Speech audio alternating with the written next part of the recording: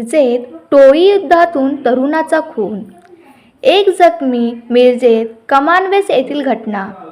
शहरातील कमानवेस येथे गुन्हेगारी टोळ्यांच्या संघर्षातून रविवारी रात्री एका सराईत गुन्हेगाराचा कोयत्याने धारदार वार करून खून करण्यात आला. कुणाल वाली, वय 22, राहणार पवनचक्की, इंदिरानगर, म्हाडा कॉलनी, मिरज असे खून झालेले तरुणाचे नाव आहे. तर त्याचा भाऊ वंश वाली यांच्यावरील प्राणघातक हल्ला झाला असून तोही गंभीर जखमी आहे. याबाबत रात्री उशिराने पोलिसांनी एका संशयित ताब्यात घेतले आहे. दरम्यान दुचाकी खरेदी विक्रीच्या वादातून हा खून झाल्याने प्राथमिक तपासून समोर आले आहे. दरम्यान कुणाल वाली हा रेकॉर्डवरील सराईत गुन्हेगार आहे. वेगवेगळ्या पोलीस ठाण्यांमध्ये त्याच्यावर अनेक गंभीर स्वरूपाचे गुन्हे दाखल होते.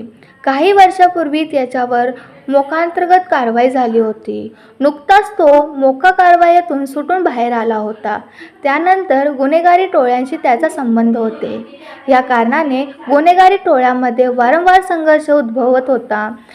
त्यातच मोटरसायकल खरेदी विक्रीच्या कारणातून कोणालाच याचा खून करण्यात आला.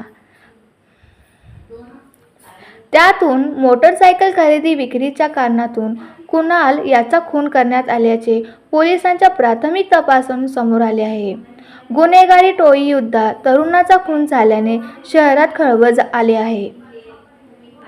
गुन्हेगारी टोळी युद्धात तरुणाचा खून झाल्याने शहरात खळबळ